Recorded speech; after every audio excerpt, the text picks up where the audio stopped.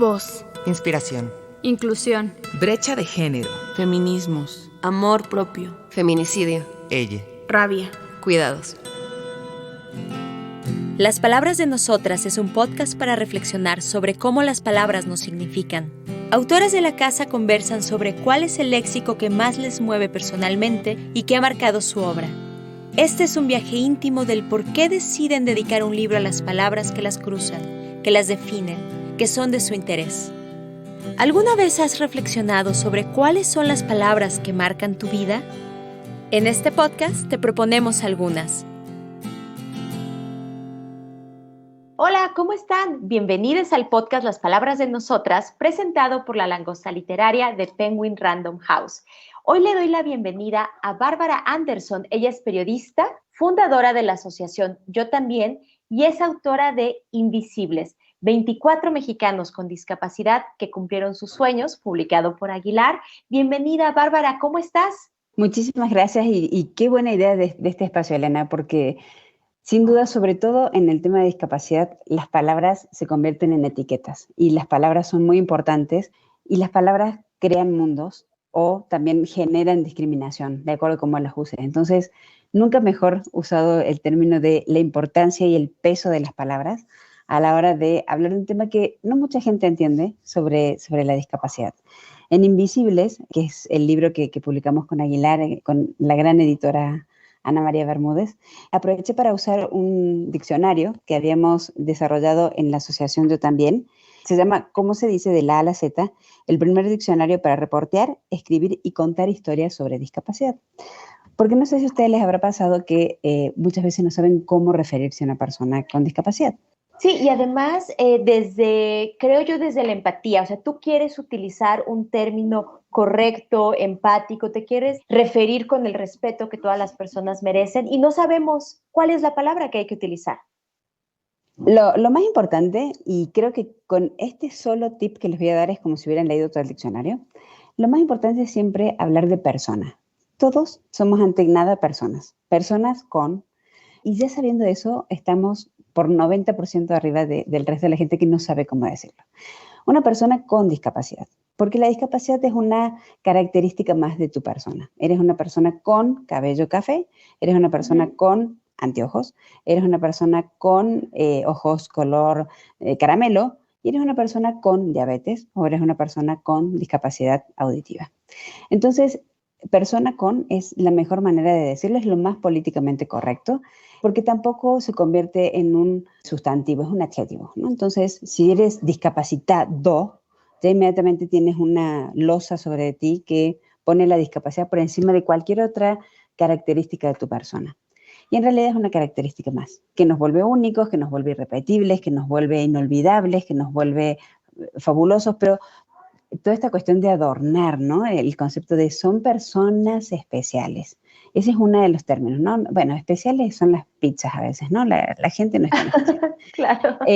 Hay otra cuestión, y esto es muy mexicano, que es hacer las palabras a diminutivo para que suenen más dulces, ¿no? Algo que aprendió perfectamente Sushito, que hace todos sus otoñitos, y cuando lo decimos en diminutivo es como que duele menos. Entonces decimos esta personita con una discapacidad auditiva o este nanito, y enano está mal, es persona de talla baja. Por más que lo digas en diminutivo, suena horrible igual. Y otra de las situaciones que saben decir es, bueno, es una persona con capacidades diferentes. Y en realidad capacidades diferentes tenemos todos. Tanto Entonces, tú como yo que estamos hablando en este momento podríamos distinguirnos por capacidades muy particulares.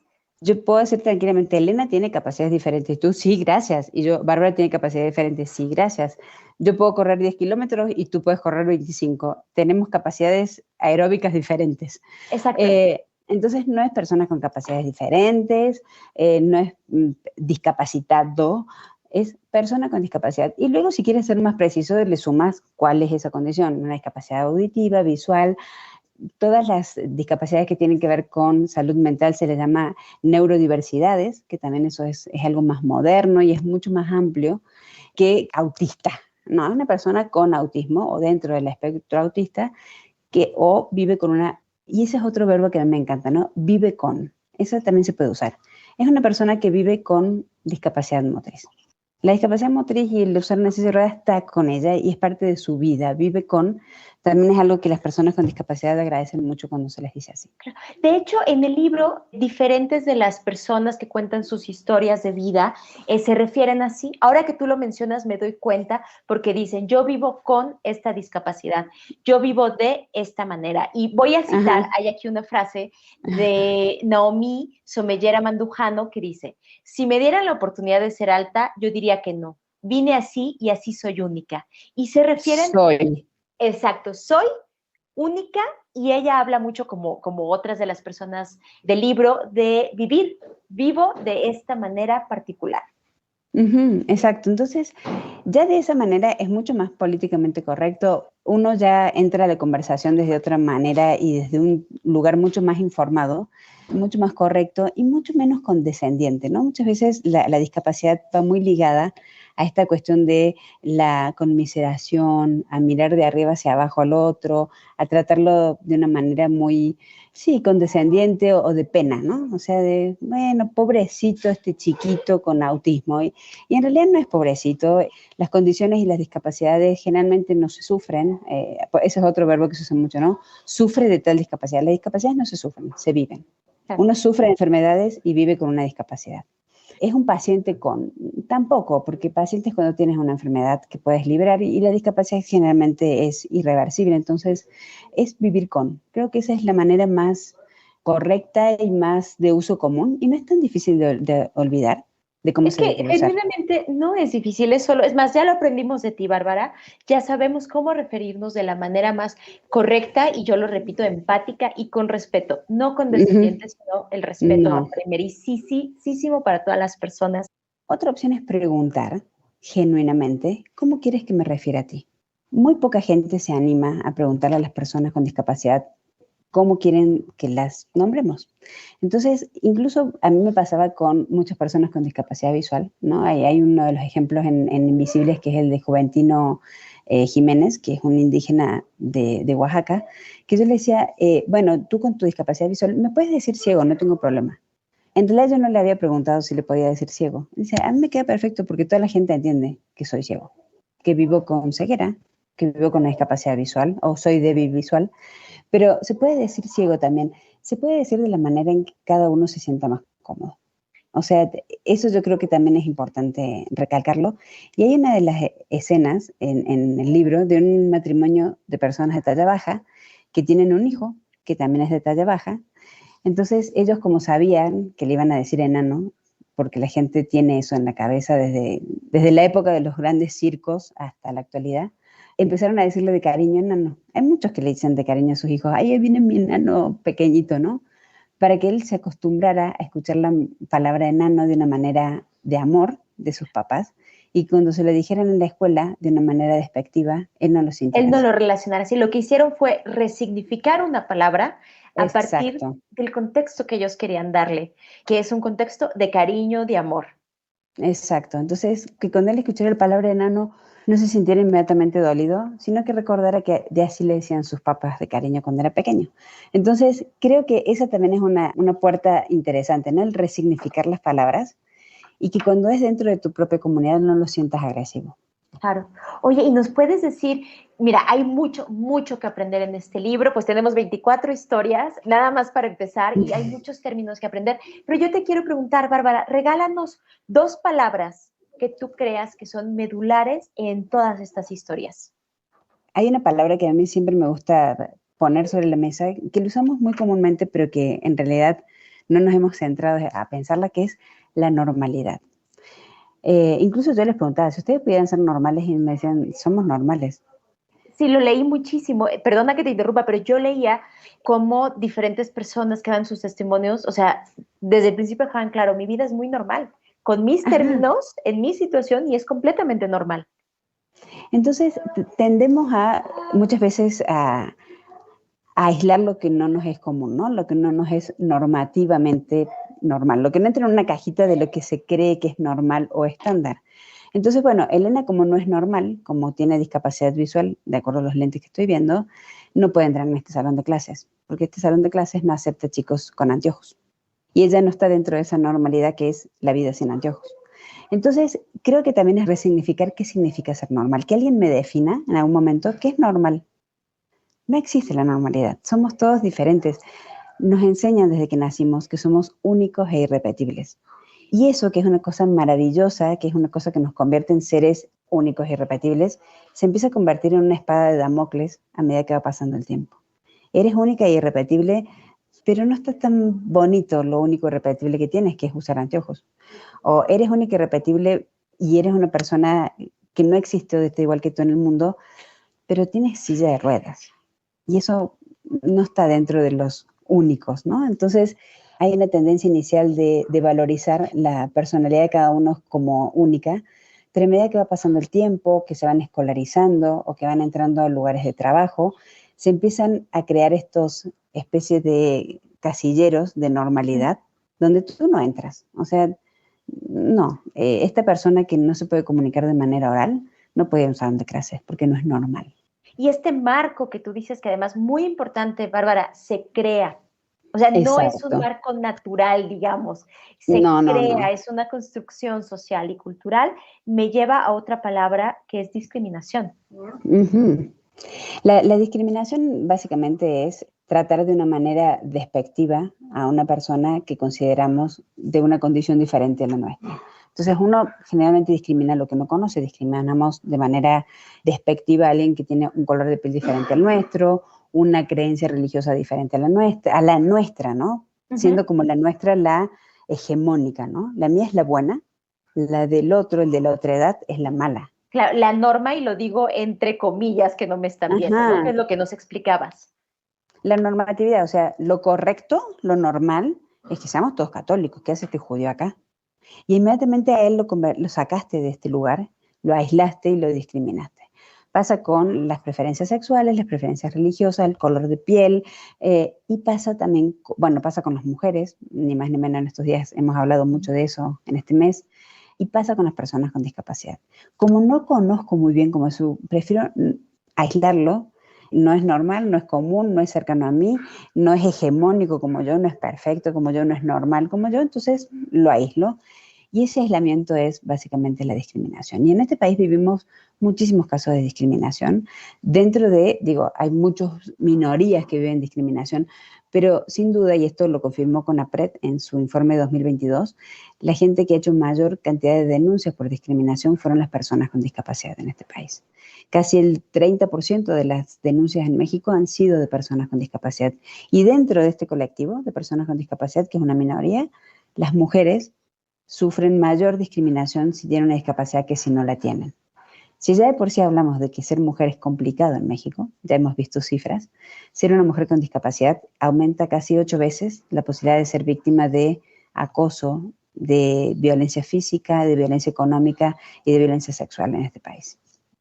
Y es una interseccionalidad de la que se habla poco en realidad con las mujeres. Entonces, qué bueno que lo pongas sobre la mesa. No, y hay más interseccionalidades, hay mujeres indígenas con discapacidad, bueno, ya inmigrantes. Y le ya vas sumando, exactamente, vamos sumando capas a la complejidad de vivir dignamente, de sobrevivir, que no deberíamos sobrevivir, deberíamos vivir. Otra palabra, Bárbara, que quieras explicarnos que esté en el libro. Yo creo que tiene que ver con el título. O sea, el título nos costó mucho trabajo con Ana María Bermúdez terminar de cuajarlo y lo terminamos de armar gracias a uno de los protagonistas, que es Enrique Quique Vázquez, que es el primer personaje, es un estandopero y él es un psicólogo y aparte es una persona que está muy actualizada en cuanto a esto de lo hegemónico, lo normativo y lo no hegemónico y lo no normativo. Es una manera muy moderna de ver la discapacidad. Entonces, hablando con él me decía, la verdad es que creo que el adjetivo que más nos unifica a los 24 es la invisibilidad. La gente, cuando no conoce sobre una discapacidad, cuando no quiere involucrarse con una condición, cuando no quiere ver a otra persona con una condición distinta, lo invisibiliza, o sea, prefiere no verlo. Nos ha pasado muchas veces, ya me ha pasado a mí incluso, de ir en un elevador con mi hijo, tengo un hijo con parálisis cerebral que usa silla de ruedas. Los niños a veces no tienen filtro y se ponen a mirar y preguntan, ¿qué le pasa? ¿Por qué es tan grande y usa carriola? Y la madre así, no lo mires, no lo vayas a voltear a ver, no. Entonces inmediatamente esa mujer lo convirtió a mi hijo en alguien invisible, ya no, nadie lo puede ver en el elevador. Entonces creo que es esa cuestión de que cuando tenemos miedo a algo, o cuando algo nos parece que no es dentro de la norma, preferimos no verlo y el no ver es la invisibilidad. Lo que dijiste al inicio, Bárbara, preguntemos, acerquémonos, o sea, este niño tan curioso podría generar una conversación valiosísima. Mira, número Sí. uno, con decir hola, ¿no? A tu hijo, número uno, con decir hola y decirle te veo, visibilizo y aquí Te estamos. vi. Ajá. Exactamente, entonces Y aparte preguntar también. lo que creo que ocurre ahí, y es algo como muy cultural, los niños preguntan desde un lugar de curiosidad, que es muy genuino y es muy inocente. Y la madre le contestó desde un lugar de prejuicio.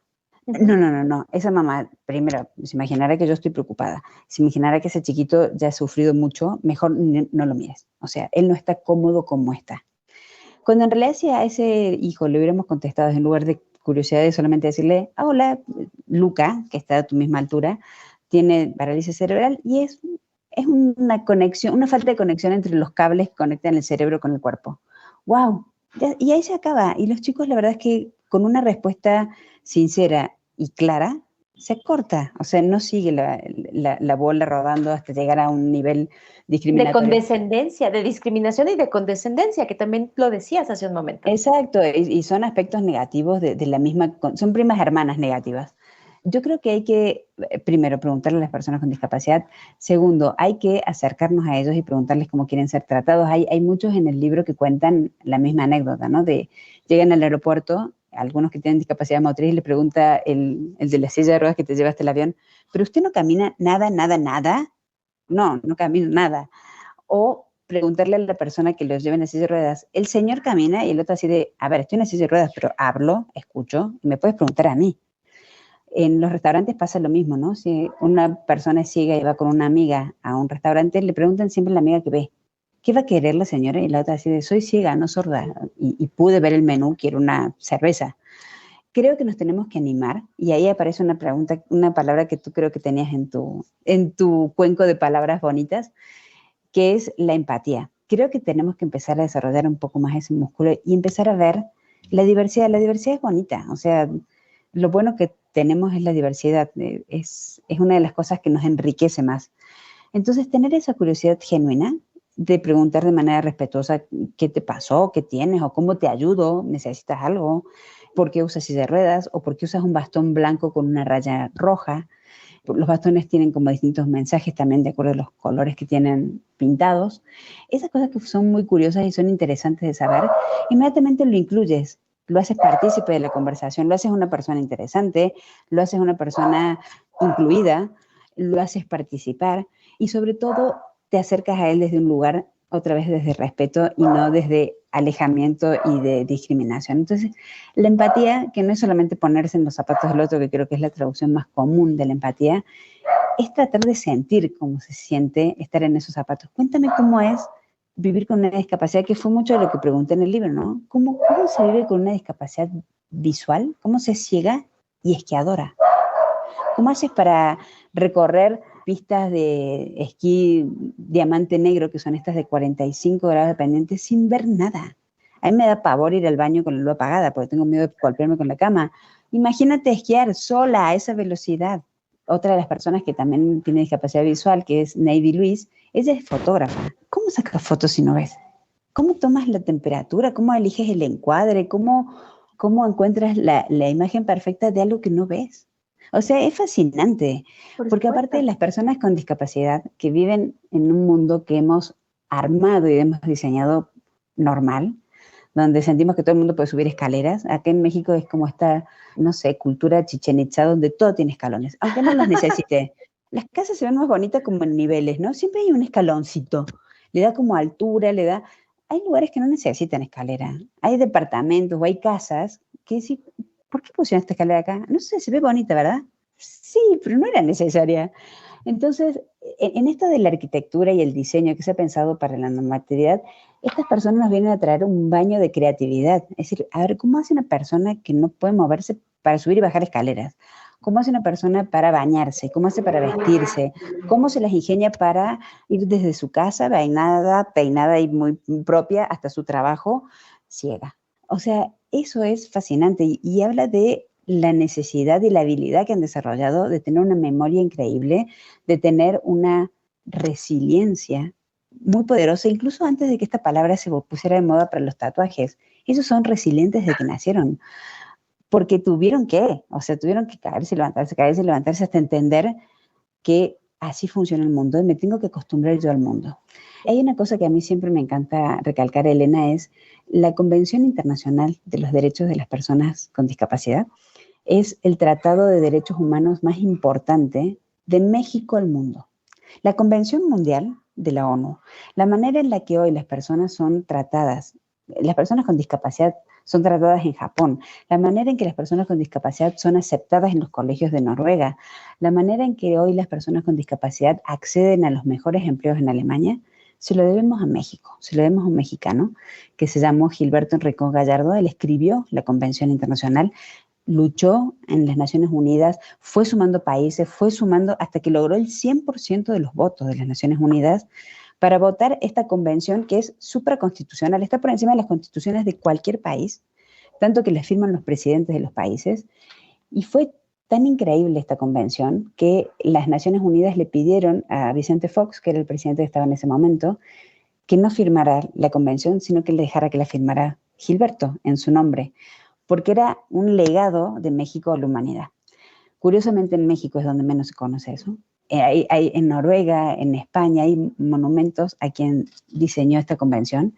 Y esta convención tiene algo muy bonito y tiene que ver con las palabras. La convención cambia el concepto de la discapacidad como una enfermedad, como la discapacidad como algo de salud que hay que curar, como algo de salud que hay que normalizar. Esta persona que no camina tiene que caminar. Esta persona que no habla, vamos a hacer algo para que hable. Esta persona que no escucha, le vamos a poner un implante para que pueda escuchar, cuando en realidad hay que ir a favor de los derechos de esa persona. Esa persona tiene que decir cómo quiere vivir su vida. Entonces, la convención cambia el formato médico de la mirada hacia la discapacidad por una mirada hacia derechos. Todas las personas con discapacidad son personas de derecho, que tienen acceso y merecen todos los mismos derechos de las personas sin discapacidad. La Constitución mexicana dice todos los mexicanos y mexicanas. No hay un asterisco al pie que dice aplica restricciones al 15% de la población, que es la cantidad de personas con discapacidad. Y habla de su discurso inicial de Gilberto, dice nada de nosotros sin nosotros. No tomen decisiones políticas sin consultarnos. No tomen decisiones sobre una reforma educativa sin preguntarnos. ¿Cómo podemos incluir a las personas con todas las diversidades de discapacidades a la escuela? No tomen decisiones de presupuesto sin consultarnos porque somos el 15% de la población de México. Somos 20 millones de personas.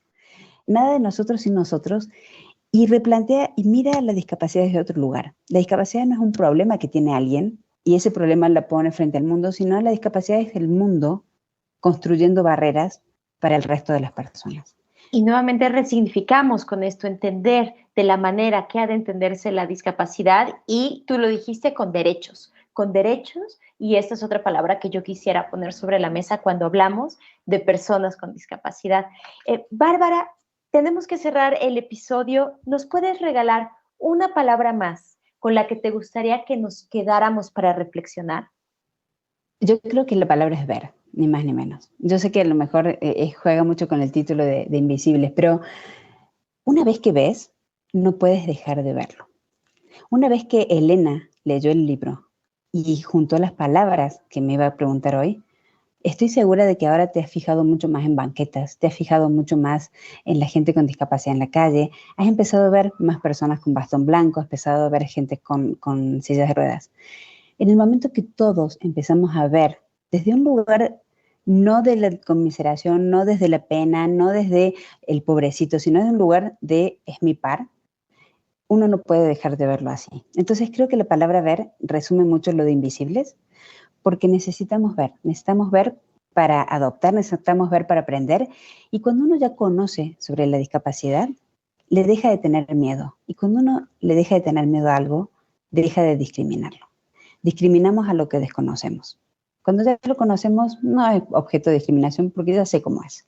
Y yo te aseguro que sí que lo veo más, he reflexionado, también te admito, me falta aprender mucho, pero este libro, Invisibles, 24 mexicanos con discapacidad que cumplieron sus sueños, me parece que es una puerta, es una ventana inmensa para aprender muchísimo.